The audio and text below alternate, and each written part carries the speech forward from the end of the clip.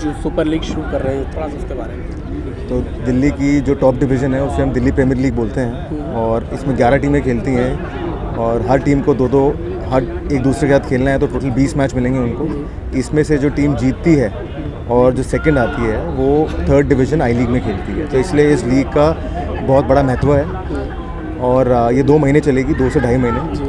Ambedkar stadium में matches होंगे अधिकतर, थोड़े बहुत मैचेस शायद हमें बाहर कराने पड़े क्योंकि अम्बेडकर स्टेडियम की अवेलेबिलिटी का इशू है।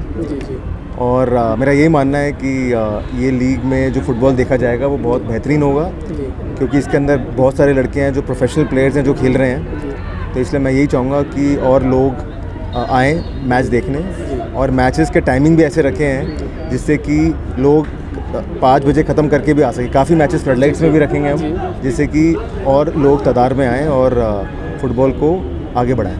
हमने देखा पिछली बार संतोष ट्रॉफी जो यहाँ पर अपना मुकाबला हुआ था, वहाँ दिल्ली ने बेहतर किया। संतोष ट्रॉफी और बाहर जो जा रही टीम फुटबॉल ग्रोथ बेहतर नज़र आ रहा है। तो आपको क्या लगता है वो वक्त कब आएगा?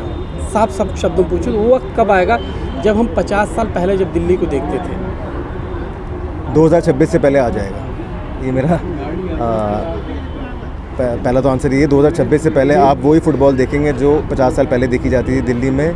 और दिल्ली बहुत हमारी कोशिश रहेगी कि संतोष ट्रॉफी की चैंपियन बने और बाकी स्टेट टीम्स जो हमारी जूनियर लेवल की है वो ऑलरेडी चैंपियंस बनने लग गई हैं। तो हमारा फ्यूचर धीरे धीरे काफ़ी दिख रहा है कि आगे चलते हुए हमारे सीनियर लेवल पे भी विजय हों।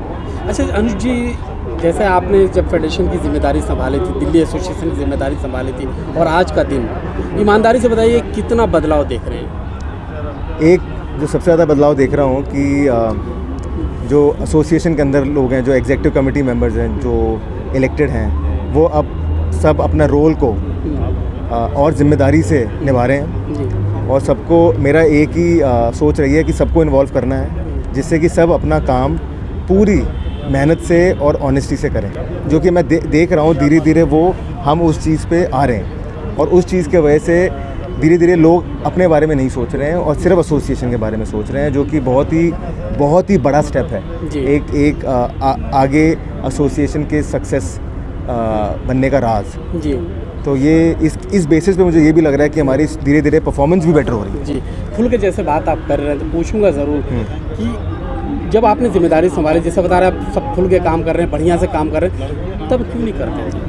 अब ये मेरे को ये शायद उत्तर देना मुश्किल है मेरे से क्योंकि सर कुछ तो आपने समझा होगा जब आपने जिम्मेदारी पकड़ी। होता क्या है कि मे बी ऐसा है क्योंकि मैं 40 साल का हूँ, थोड़ा यंग हूँ और जब एक यंग ब्लड आता है एसोसिएशन के अंदर तो यंग यूथ और एक्सपीरियंस का जो जोड़ होता है उससे आई थिंक वो जो पूरा जो वातावरण होता है एसोसिएशन में वो बेटर होता है। अभी मेरे से पहले जो भी थे उनके पास बहुत एक्सपीरियंस था पर हो सकता है शायद थोड़ी यूथ की कमी थी और मुझे लगता है अब ये यूथ मैं अपने ला रहा हूँ और उससे क्या होता है कि जो एनर्जी होती है, एनर्जी में बहुत मैं यकीन रखता हूँ, वो एनर्जी बड़ी पॉजिटिव है जी। और सबको मैं प्रेसिडेंट हूँ पर मैं सबको रिस्पेक्ट अब जैसे पहले देता था जब मैं नहीं था अभी भी सेम देता हूँ, बल्कि अब ज़्यादा देता हूँ जी। कहते हैं कि फुटबॉल में ज़्यादातर जो क्लब हैं उनको लगाना पड़ता है, तक स्पॉन्सर नहीं लगाना पड़ता है। तो क्या कोई ऐसी स्कीम आप सोच रहे हैं, जैसे डीएसए उस वक्त की बात कर रहा हूँ जब डीएसए ऐसा हो जाए जब मुर्गी अंडा देने वाली हो जाए, ऐसा कुछ कभी सोच रहे फ्यूचर में कि ऐसे क्लबों की मदद की जाए? आई थिंक क्लबों को मदद करने के लिए पहले तो मेरा ये है कि एसोसिएशन अपने पैरों पे पूरी खड़ी हो जाए, जिससे कि आगे 10 साल एसोसिएशन को पैसे की जो एक वो टेंशन रहती है वो ख़त्म हो जाए। तो मेरी पहले तो वो है। उसके बाद जब एसोसिएशन स्ट्रांग हो जाएगी फाइनेंशियली, फिर एसोसिएशन के थ्रू ही हम क्लबों को भी हम सब्सिडी के रूप में हम पैसा देंगे जी। वही मैं पूछना चाह रहा था कि ऐसा कुछ माइंड में चल रहा, सोच रहे हैं? बिल्कुल। जैसे कि AIFF भी आई लीग लेवल पे सब्सिडी देती है, वैसे ही मेरा भी ये विचार ये है कि जब एसोसिएशन के उस तरीके से पैसा आने लग जाएंगे तो हम भी उसी तरीके से डिपेंडिंग कि कौन सा क्लब कौन सी डिवीज़न में खेल रहा है उसी तरीके से उनको सब्सिडी दी जाएगी, जिससे कि एक उनको सारे क्लबों को हो जाएगा कि इतना पैसा तो साल का एसोसिएशन देने वाली है जी। 2 सवाल और पूछूंगा। एक सवाल तो ये उन बच्चों के लिए जो खेलते हैं, जिनको देखते हैं और टैलेंटेड बच्चे हैं, उनके टैलेंट को निखारने के लिए, उनको मतलब एक तरीके से बैक देने के लिए क्या कुछ कर रहे हैं, मतलब आगे बढ़ाने के लिए? देखो ये हम तो सिर्फ जब स्टेट की टीम बनाते हैं तो जब हम बच्चों पे ज़्यादा काम कर पाते हैं, पर अदरवाइज़ ये रोल होता है अकेडमीज़ का और क्लब्स का कि उनको वो और बढ़िया तैयार करें। हमारी तरफ से जो मेरा एक सोच था कि हमें बच्चों को मैचेस खिलाने हैं, youth leagues, grassroot league, school leagues, तो ये सारी लीग हमने दिल्ली गवर्नमेंट के साथ हमने शुरू करी है, जिसका नाम हमने दिया है दिल्ली फ्यूचर स्टार्स। जी। और इसके अंदर HCL जो इंडिया की सबसे one of the biggest technology company है, उनको भी जोड़ा है। जी। रिलायंस भी जुड़ी है हमारे साथ स्कूल लीग के अंदर। तो ये जब इतनी बड़ी बड़ी कंपनियां जुड़ी हैं तो फाइनेंशियली ये लीग बहुत ही सक्सेसफुल होगी। इसके अंदर 5,000 से ज़्यादा बच्चे जी।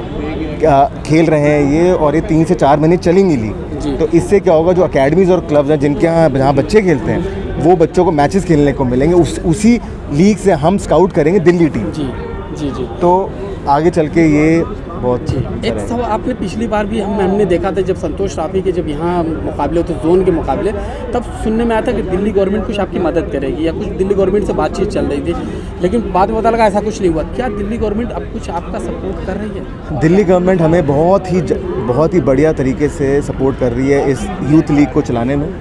जिसे मैंने कहा दिल्ली फ्यूचर स्टार्स का नाम दिया है, और उनने बहुत अच्छा रकम प्राइज़ मनी के रूप में भी घोषणा करी है, और चलाने का भी जो खर्चा है वो हमें बहुत अच्छी तरीके से दे रही है। प्लस संतोष ट्रॉफी का भी उनने हमको बोला है कि अगर आपको मिलता है, वुमेंस का मिलता है, तो वो पूरी हमको मदद करेंगे इंफ्रास्ट्रक्चर और फाइनेंशियल सपोर्ट करने में। जी। DSA क्या कोशिश कर रहा है कुछ बड़े इवेंट कराने के लिए? इससे ये अब स्टेट लीग को छोड़ के मैं बात कर रहा हूँ, जैसे संतोष ट्रॉफी की बात हुई, और भी जो टूर्नामेंट होते हैं, कुछ ऐसा कुछ लाने की कोशिश कर रही है? अभी पहले तो मेरा ये था कि अंबेडकर स्टेडियम को और अच्छा करना है, इंटरनेशनल लेवल का करना है। तो मैंने ये एप्लीकेशन मूव करी है MCD में। ज्ञानेश भारती जी हैं जो MCD के कमिश्नर हैं, उनसे काफ़ी बार मिला, उनको कन्विंस करा, और इवेंचुअली वो कन्विंस हुए। तो अब उनने ये फाइल अप्रूव करी है जहाँ पे काफ़ी अच्छा पैसा खर्च हो रहा है इस स्टेडियम को इंटरनेशनल लेवल का बनाने का। तो इसलिए मेरा यही कोशिश क्या यकीन है 2024-25 में हम एक अच्छा इंटरनेशनल टूर्नामेंट करेंगे, जिसके अंदर मैं बाहर से क्लब बुलाऊंगा और अपने दिल्ली क्लब और एक आधे आई लीग के क्लबों को मिलके एक अच्छा सा टूर्नामेंट करेंगे, जिससे कि एसोसिएशन के पास भी एक इंटरनेशनल क्लब की कंपटीशन की एक प्रॉपर्टी बने। जी तो बिल्कुल, बहुत बहुत शुभकामनाएं अनुज जी। आपकी तमाम कोशिशें रंग लाए, खासतौर से फिलहाल जो सुपर लीग आप लोग कराने जा रहे हैं ये कामयाब हो, और उम्मीद यही करेंगे। जैसे पिछली बार मैंने 1 साल पहले इंटरव्यू किया था, आपने जो कॉन्फिडेंस दिखाया था वो आज मुझे लग रहा है अभी बरकरार है, आगे भी बरकरार है और कामयाब है। बहुत बहुत शुक्रिया, थैंक यू।